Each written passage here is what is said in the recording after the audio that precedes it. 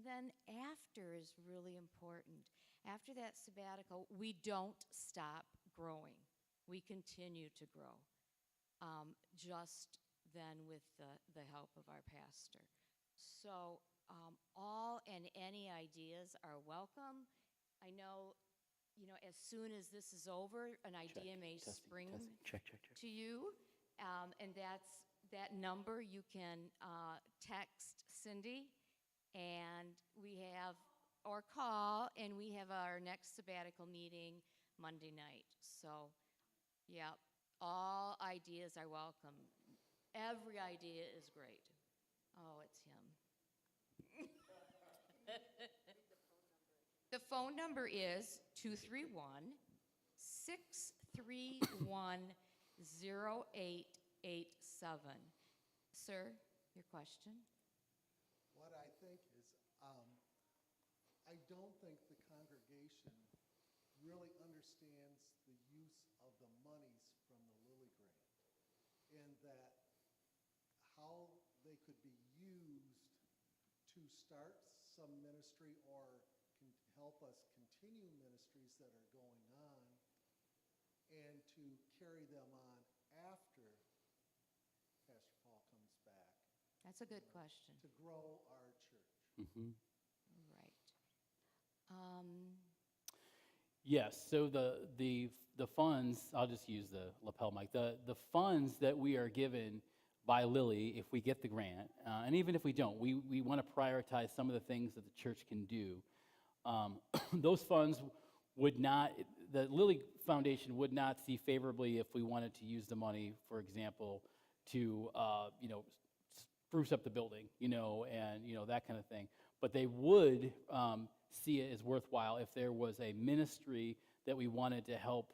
Let's say we wanted to increase the food kiosk, coverability into more than just non-winter months.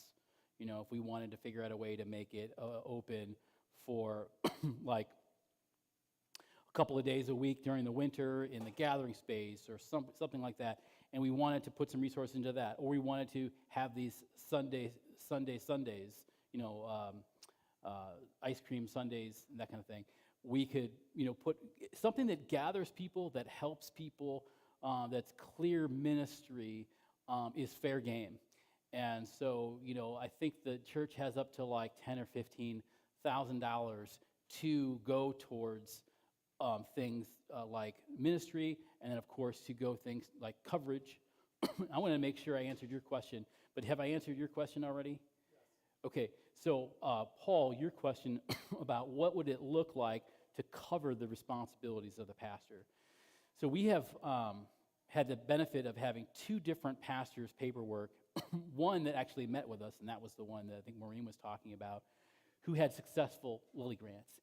And they each had a very set system for how to cover certain things. One pastor, they were going to have like a contracted pastor take care of pastoral, funerals and pastoral calls. And that person actually wound up getting cancer, and so they had to recalibrate how they were doing things. But she said it's really hard to find someone who could come in and just do a sliver of the ministry. But what she was very successful at doing was reaching out and finding a pastoral colleague to say, can you cover funerals if they come up? And then another pastor colleague to cover visitations, or to utilize the equivalent of their Christian caregiving team. So as a committee, we've been looking at, the sabbatical team has been looking at ways to cover things with sort of a hybrid approach, because, like I said, it is hard to just find a subcontracted pastor who can take 20% of my call and just do it. So what we've talked about, and Tom alluded to this, although we haven't really had all the conversations we need, is there a staff person or persons that can take on, say, 5 to 10 hours a week of administrative stuffs, making sure all the communications go out, making sure staff meetings happen on a regular basis, running certain things that I do administratively. But then if we had like a 3-part team where a staff person or people were sharing the load of some administrative stuff, and then there was one person on exec or council that could handle sort of the, adjudicatory stuff, like, oh, so-and-so is wanting a building request, Pastor Paul normally screens this person and talks a little bit before it goes to council. That council person could kind of be that third of me, if that makes sense. And then the other person of the triad could be the person who does a lot of the little things around the building. Believe it or not, there's a lot of things around the building that I come in and take care of, or at least work with the property person to make sure that things are working smoothly here. It might be as simple as like, hey, Pastor Paul usually makes signs for the Ukrainian table and makes sure that tables are moved and things of that nature. Can that third person be the property liaison to the property person for all the little pieces, right? So we've discussed that. It seems like a pretty decent approach. We just haven't had all the conversations with the people yet to see who will do that. Yep. Yeah, it's good to use the microphone. Okay, so I guess for me then, I wonder if you guys are looking at, in the grant, potentially putting in costs covered for additional help per person? Because a third We of are. 40, yeah, that's a lot of time. Yes. And probably your staff probably wants some extra help Yeah. during that time. 5 to 10 hours a week could easily make its way into the, $5,000 plus range that we would need to build into the grant. And so we have put some of those numbers in our paperwork. We have 2 really big meetings, one tomorrow night and the next one, I believe, in early April, to really solidify this. But we have a lot of the facts and figures. So to answer that question and Craig's, like, where does this money, how is the money apportioned? How does the congregation understand that?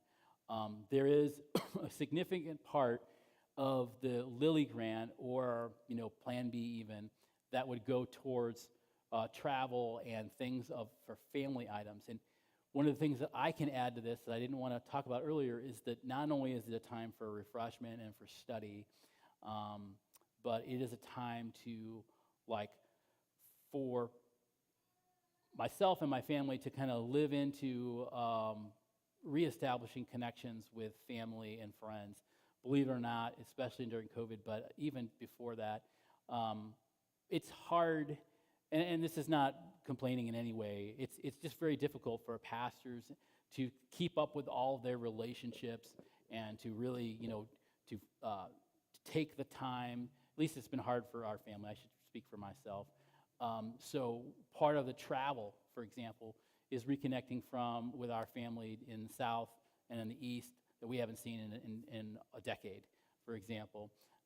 This is just such a unique opportunity to get reconnected.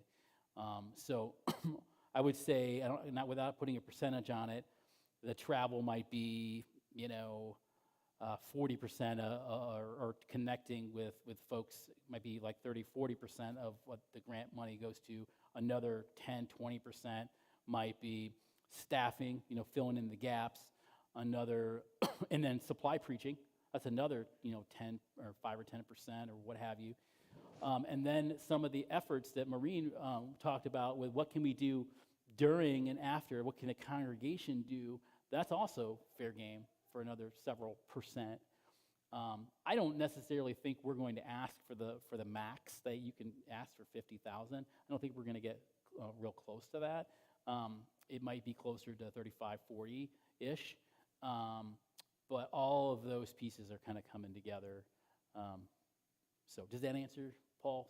Yeah, I think so, and for me, the way that I would imagine your sabbatical is not just a refresh time for you. It's a reprieve, but it's also a refresh. And so I would think you're going to come back with ideas in which there's clarity to you on how to move forward. And so I think in the grant, I guess I would just hope that the grant is focusing on covering your time while we're gone and how we staff it while you're gone, and then what we do during and after might hold the status quo, and afterwards it's like you come back and share with us how you your Yes. inspiration and then how we move forward.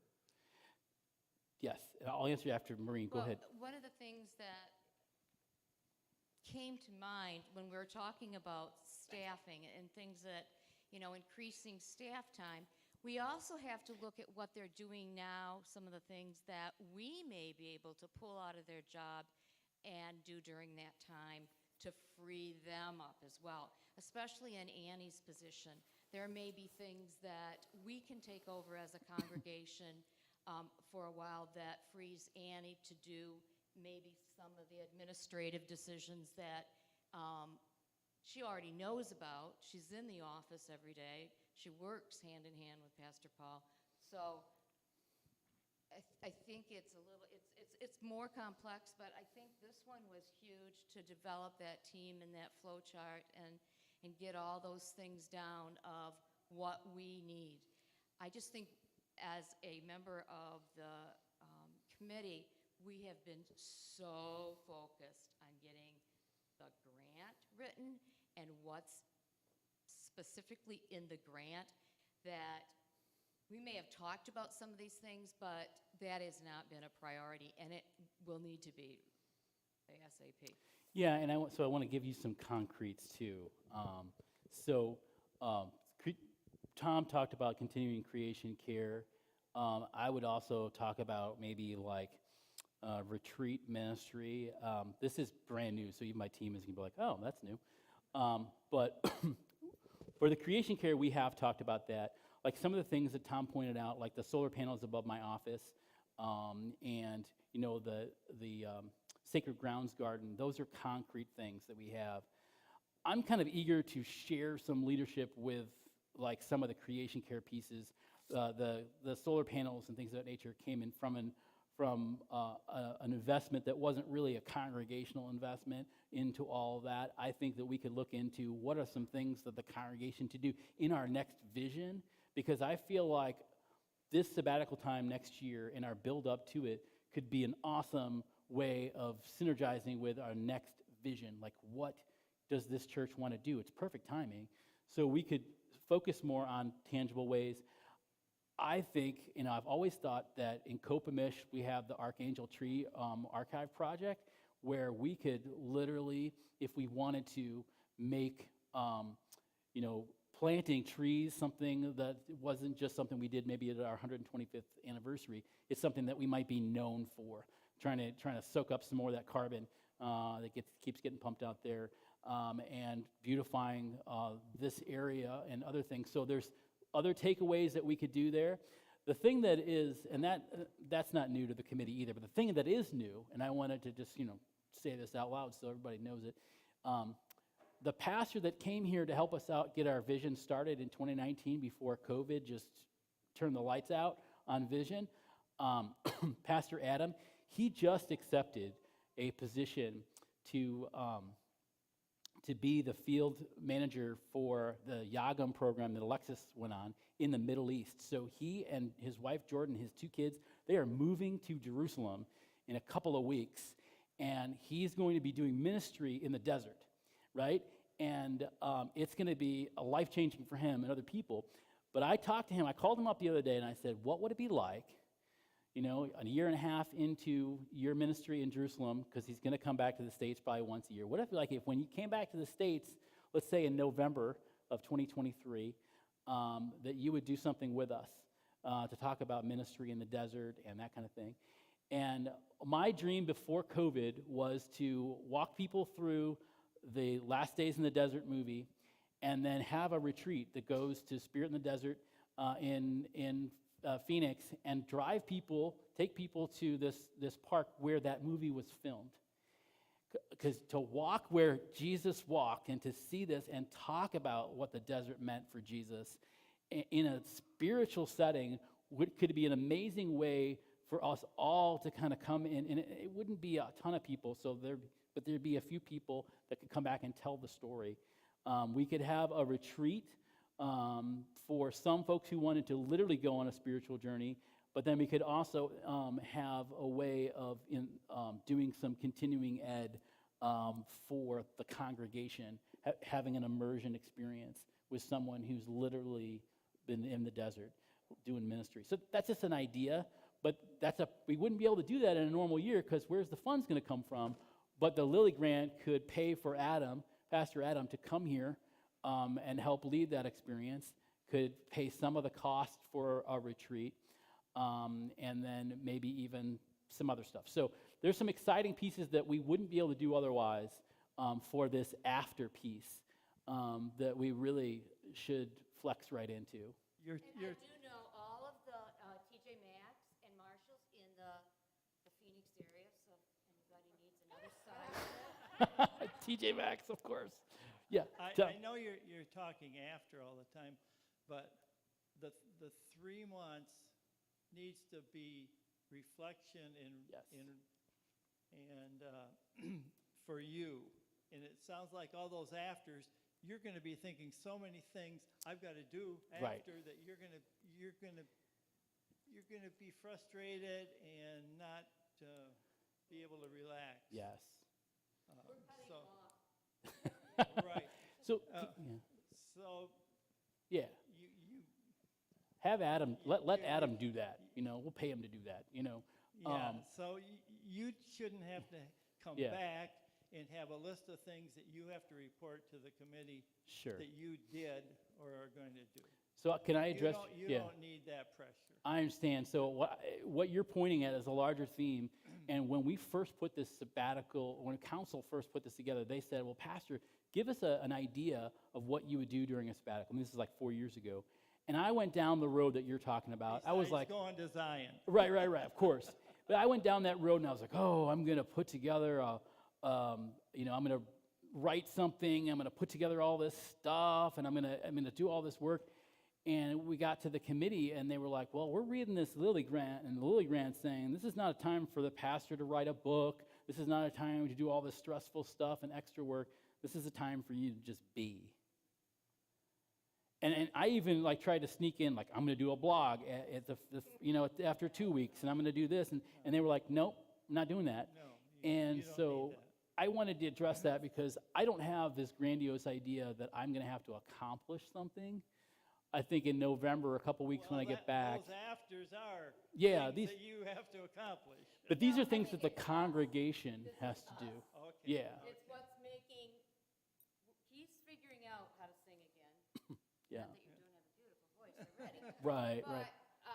this Okay. is, how are we going to do Okay, it? very Yeah. good. I think something that has to be very clear, though, is if you're around, you are either going to do funerals and weddings or you're not. Right. Not, Yeah. period. He's not- No he's matter who it is in the church. Yeah. Yeah. That is a tough one. That is a tough one.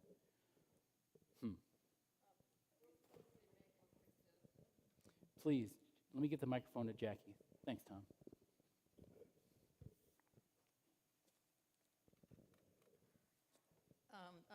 I just want to suggest that we have either before church or after church have classes on death and dying. Mm. Would you think that would be like ideas during?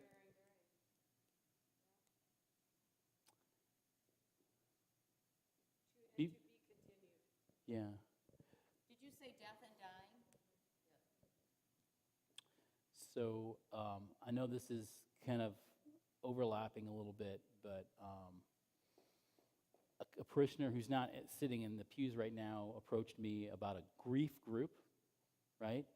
And I stumbled across a book that I've often, definitely at least a handful of times, worked through individual parishioners. Like we've met and we've read, we discussed chapters. And I think it's feasible that we don't have to wait for the sabbatical to do something like that. We could have a grief support group that could start this fall, and carry through the school year prior to sabbatical, so you'd have 8, 9 chapters of the book discussed and things of that nature. so that while I'm gone, you'd whoever was going and doing that group could easily take that on and even say, hey, we learned this while you were gone, while we were leading in ourselves, that we think it'd be good to bring in somebody who specializes in the cross town and blah, blah, blah. There's so much stuff that could happen in a good way, in a positive way, while I'm gone. We don't have to wait for everything, until June of next year to start something, because I know there's a real need for that now. I do. As well as for our children, a free question and answer. I remember taking our youngest daughter to the pastor when she was not sleeping, and she was like 11 or 12 years old. What happens when I die? I mean, really, what happens when I die? And at Sunday school, it wasn't giving her the answers that she needed. And I think that our children have, especially in this techie, our kids think so much different than we do. Just a free place, a little day retreat, whatever, away from Sunday school, where they can ask those questions that they don't go to sleep at night. I mean, I have 2 grandchildren that worry about everybody. Like, my dog. Is my dog with grandma? I mean, I want to know that my dog's with grandma. I mean, so those seem little to us, but they become big to the others. Yeah. As another little sort of side note is that I've been thoroughly enjoying the First Communion class, and this year is the most hybrid ever. I know this is not really to do with sabbatical outright, but just to give you a taste of how our First Communion class is working right. That's okay. No, you got to know this, because this is a post-COVID era. So we have a family that has some immune concerns, and so their child dials in via Zoom to our First Communion class. We have another family that tried everything to figure out whether they could meet with us at 5:30 on Wednesdays, and so and they can't. So what we've done is we video record the Zoom session, send it to them the next morning, and then they send us a video from their child that we play in Zoom, in the room, and everything. And then we have 2 students who are there in person, and then 1 who will be there in person in a couple of weeks, because they went to classes just before COVID, so they got a couple classes under their belt. So we have 5 students. We have 5 students, and they're all totally engaged. But before COVID, we didn't have this tech. We didn't think this way. We figured out a way to get them all together, and maybe, on the time building up to sabbatical, or the time when, I'm away, there'll be something even newer that you guys think, oh, wow, what if we did this? Because we tried this over the summer with our kids, and this really worked. Let's try to incorporate that into our ministry when the pastor gets back.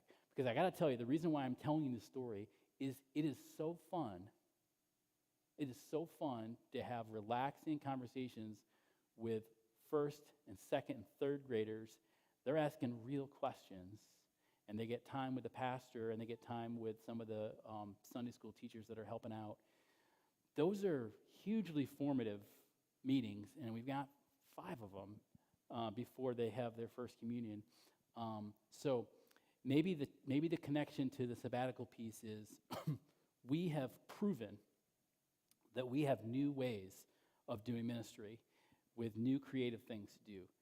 How much more will we have after we can all step back and take a deep breath and say, man, we got through this together. We got some spare time. Let's try out some new things. And then when the pastor comes back, let's get them going. And are there things that would help with our death and dying classes, or our children's retreat classes, that may need a little more technology, or may need a boost of something that we don't have here? We could specify in that grant, we need this much money to continue this project. So it's something to think about. Great ideas, everybody. Scott, did you have another? I did have a question. It's my curiosity. I'd just be wanting to know where you want to go and what you'd like to accomplish. Now, I heard you speak of you want to reconnect with your family, Yes. but Jerusalem. I mean, I'd really be curious to know where you want to go. Okay, thank you for asking that, because there are 4, and then maybe that 5th one for November that I talked about using Con Ed time probably, and not necessarily sabbatical time. But there's 4 trips that are built in. One of them is at the beginning, just for me to get away, so that I can disconnect from all the loose ends. Right? The committee was like, Pastor Paul, you should leave town on your first week.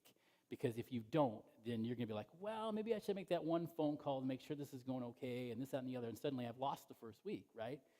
So the first trip is a spiritual sort of sojourn to, no surprise, Zion, where I will sort of disconnect and start to reconnect with sort of a life of prayer in the desert, literally, which is so transformative for me. But the biggest ones, that's the small one. The biggest ones are a trip to Chicago, St. Louis, and then probably Texas. And I'll tell you why. We have family in Chicago, extended family in St. Louis. And then I have family members who are completely fascinated and enthralled by trains. So a train trip to a colleague, one of the other Lilly pastors who gave us their application after, to visit him. My family has never hung out with his family. One of his sons is my godson.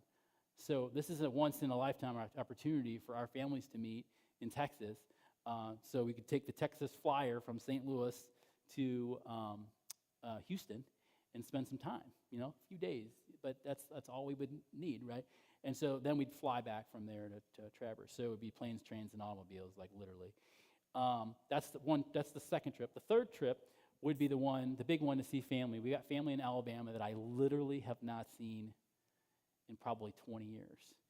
And my family has never spent time with. So we would try to meet somewhere in the upper south of the U.S. to meet up with them, hopefully. My sister now lives in Florida as of a couple weeks ago. Meet with her, and then family in Buffalo. We try to meet them somewhere in there. So Cincinnati is kind of like the minimal place that we'll probably meet, and then go to a couple other places. So that's a 10 or 11-day trip. All right, that's trip number 3. And then the final trip, we have Meredith and I have a special connection with a Lutheran retreat center called Holden Village. It's the place where Holden Evening Prayer was created, right?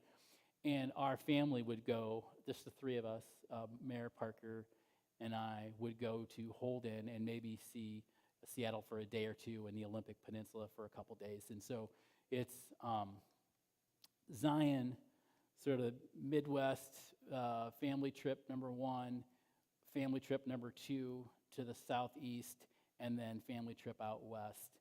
And then, of course, the retreat thing that's a dream of mine that since COVID, I've just sort of tucked it away. But these are very meaningful places. And so, to me, you, for better or worse, have landed a theologian of place in your pastor. I think it's so important that we are connected to places. And so this is just a unique opportunity to do some ministry in places that we can come back and talk about and connect to you. You know what I mean? I'll say one more thing. The Bible, of course, that's the book where we all come from, right? Place is so important in the Bible. What was named this, and why the Israelites journeyed from this place to this place, and what it meant to their faith, and everything opened up when they got the promised land, and this, that, and that. This is how we think. We don't realize it. The place that we're in right now is sacred because many of the holy moments in our lives have been here. But if I were to sit and talk with each and every one of you about a trip that changed your life, it would change our conversation. It might even change our relationship. So anyway, I'm glad that you asked that question, because there are some very specific places that have been written into this grant. Yep, with family, aside from the first trip, family is the huge piece. That's the big component. And Scott, those will be provided for the congregation in that, our little sabbatical blurb. That's going to be, everybody will know those things Mm-hmm. if they read them. Mm-hmm. Any last? Because I know it's probably time for us to dismiss. Will you dismiss with a prayer? Absolutely. Thank you.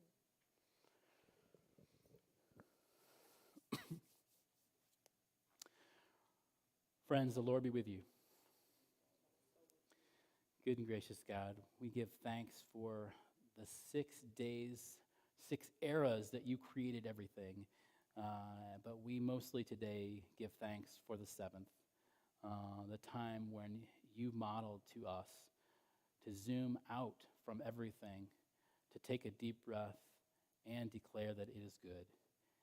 We ask that you give us a Sabbath in our own lives on today, this Sunday Sabbath day, to refresh our spirits amid the chaos of the world and its happenings, but to also carry with us the thoughts that have been planted, the seeds that will germinate from this day onward, as we look toward a Sabbath that we can share together to open up our spirits and do something new. Bless us today. Comfort us always. In your name we pray. Amen.